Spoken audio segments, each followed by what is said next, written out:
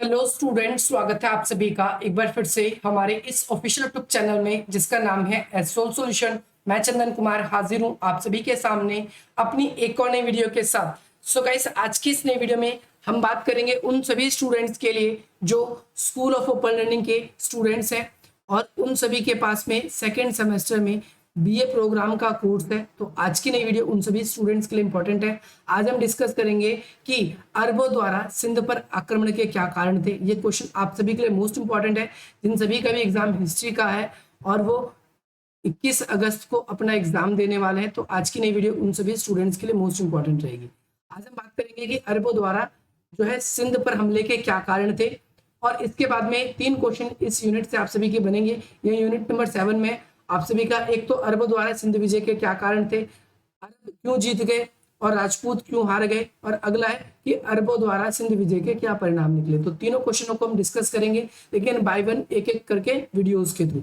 सबसे पहली बात तो अरबों द्वारा सिंध जो विजय के कारणों में सबसे पहले आप सभी को ध्यान रखना है कि ट्राई तो पहले कई अरबी मुस्लिमों ने किया, लेकिन सन 711 में सफलता किसको मिली? तो सफलता मिली मोहम्मद बिन कासिम को। किसको? मोहम्मद बिन कासिम को।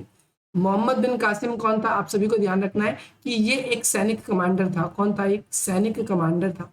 सैनिक कमांडर था। और इसको भेजा किसने था?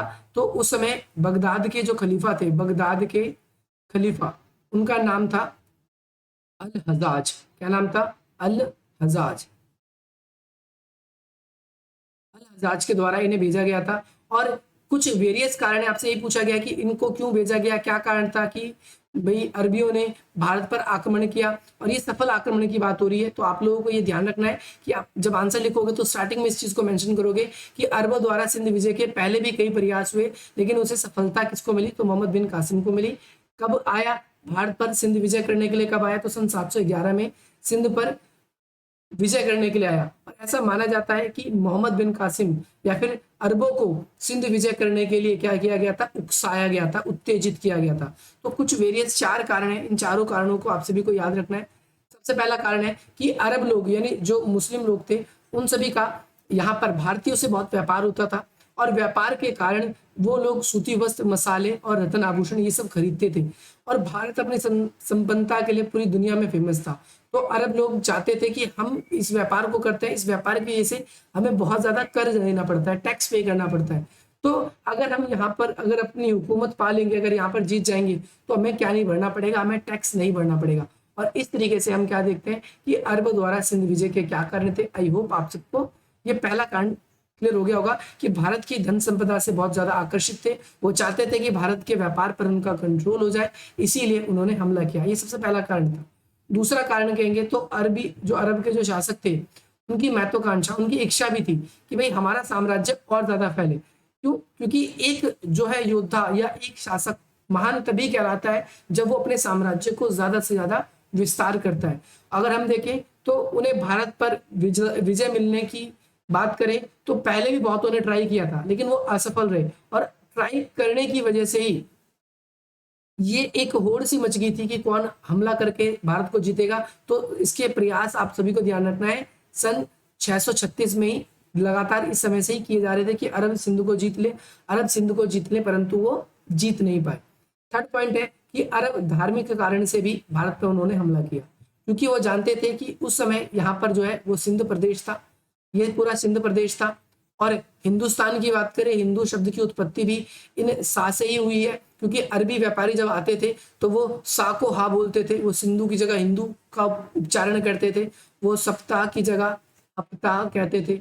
तो इस तरीके से आप सभी को ध्यान रखना है, और इस वजह से हिंदू शब्द की उत्पत्ति भी हुई है। तो एक धार्मिक कारण ये था कि वो भारत में अपना इस्लाम धर्म का प्रचार प्रसार करना चाहते थे, और खलीफा हमेशा इस बात से राजाओं को उत्तेजित किया करते थे कि हमारा जो धर्म है वो ज्यादा से ज्यादा लोगों तक एक्सेप्ट करना चाहिए। और भारत उस समय पूर्णतः हिंदू राष्ट्र था, उस समय इस्लामिक यहाँ पर नहीं फैला था। इसीलिए इस्लाम की लोकप्रियता बढ़ाने के लिए भी क्या किया था? अरबों द्वारा सिंध पर आक्रमण किया गया था।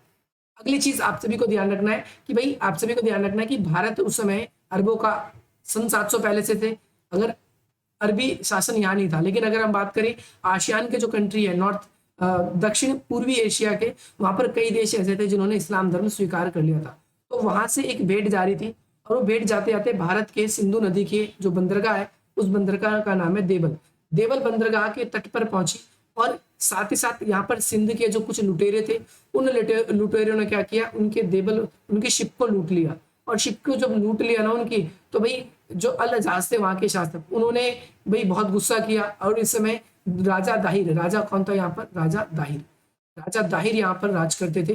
राजा दाहिर को अल अजाज ने कहा कि भैया आप क्या करिए, हमारा क्षतिपूर्ति कीजिए, परंतु राजा दाहिर ने मना कर दिया। कह दिया कि वो क्षेत्र तो हमारा था जहां पर लूटपाट हुई, पर लुटेरे हमारे नहीं थे, तो हम इसकी क्षतिपूर्ति नहीं करेंगे।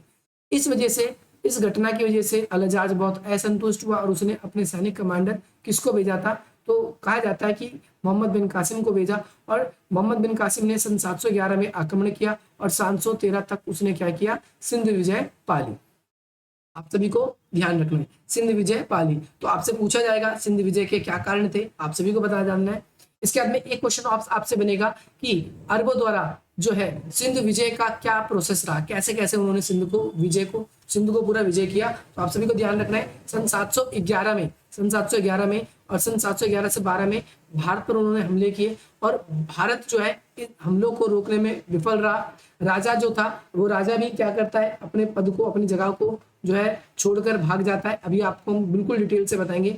अल अजाज ने क्या किया था, काफी ज्यादा खींच का मतलब होता है गुस्सा होकर किसको भेजा था, अपने एक सैनिक कमांडर को, मोहम्मद बिन कासिम को भेजा। मोहम्मद बिन कासिम के नेतृत्व में क्या हुआ, सिंध विजय का एक अभियान चला।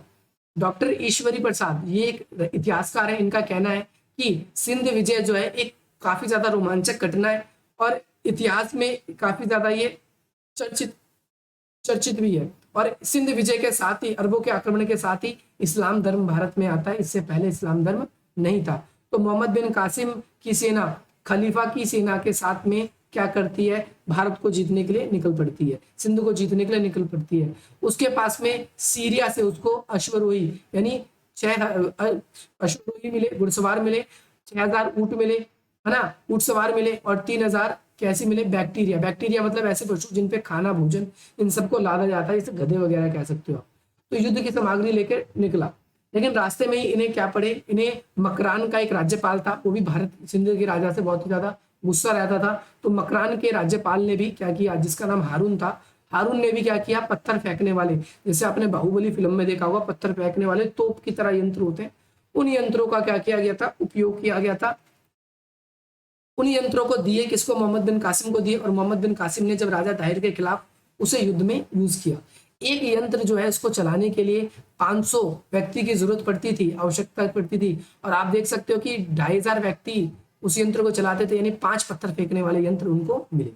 अब भाई मिले यंत्र, अब आगे देवल के तट पे, देवल कहाँ है, सिंधु नदी का तट पहुंच गया। और मोहम्मद बिन कासिम, मकरान से उसको काफी हेल्प भी मिली। मकरान से मोहम्मद बिन कासिम को देवल की मार्ग पे गया, तो उस पे जाटों और मेड़ों के विरुद्ध में सहयोग दिया। अब भाई एक तो मकरान ने भी दिया था और साथ ही साथ जाटों और मेड़ों, ये जाट जो आज के जाट है वो जाट नहीं है, इन्होंने भी इनकी हेल्प करी।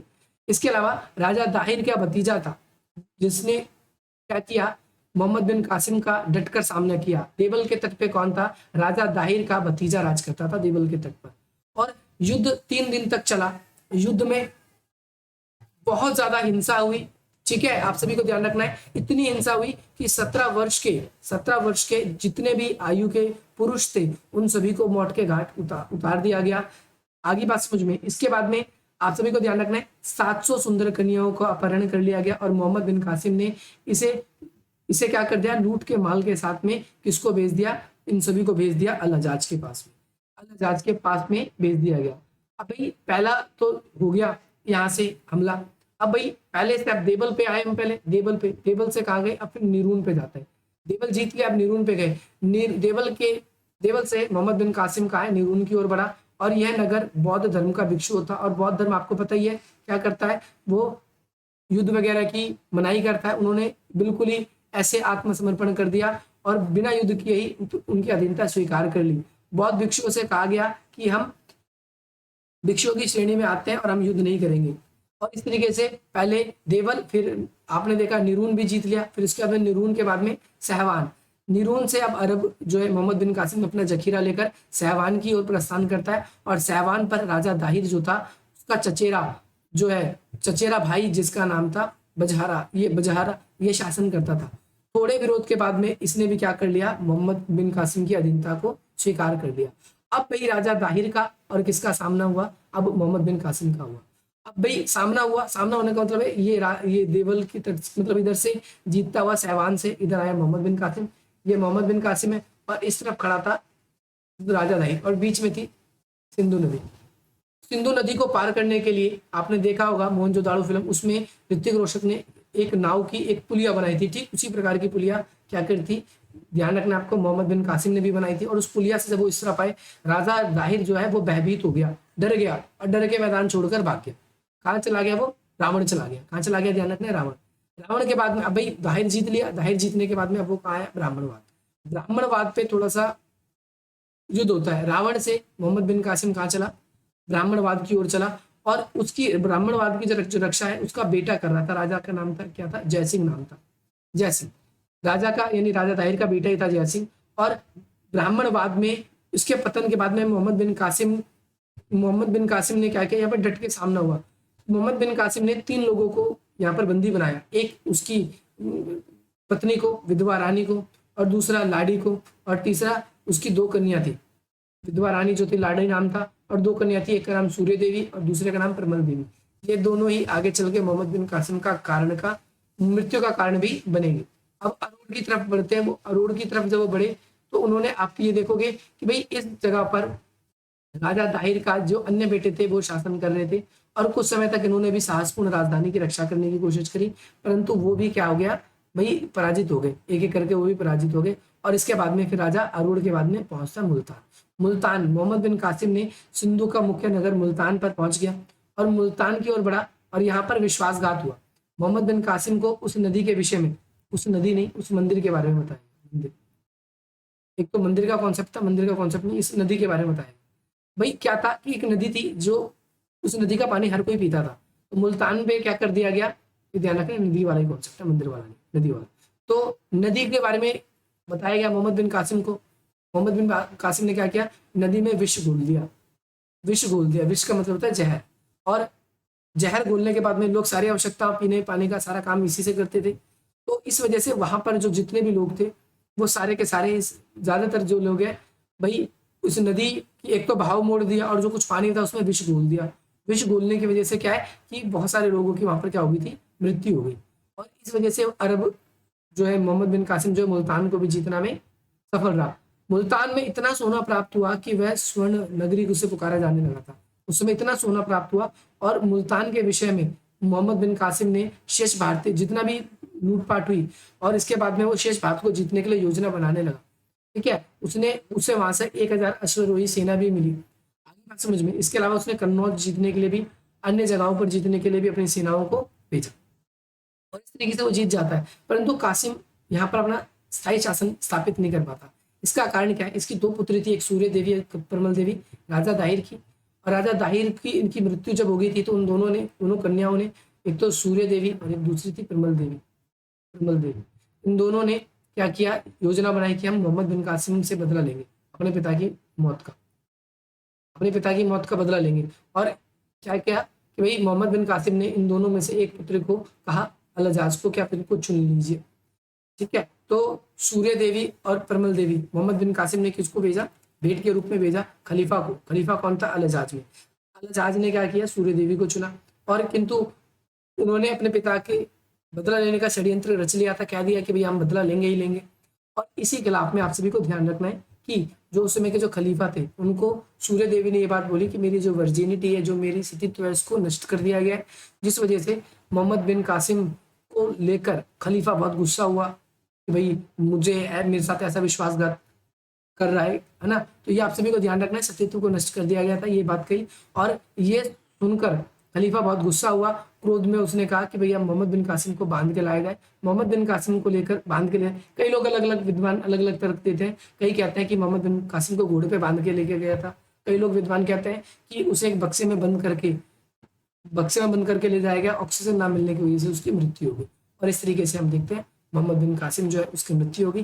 हालांकि ये स्थायी शासन यहाँ पर स्थापित नहीं हो पाता, परंतु पहली बार अरबी आक्रमणकारी जो है पहली बार सफल कैसे हुए थे तो आप सभी को ये क्लियर हो चुका होगा। सो होपफुली अगर आप लोग हमारे साथ जुड़ना चाहते हैं तो डिस्क्रिप्शन बॉक्स में दिए गए लिंक्स के साथ हमसे जुड़ सकते हैं। इसके अलावा आप हम पे व्हाट्सएप पे कनेक्ट करना चाहते हैं तो आप इस तरीके से कनेक्ट हो सकते हैं। बाकी मिलते हैं हम आप सभी से अपनी अगली वीडियो में। जय हिंद, जय भारत।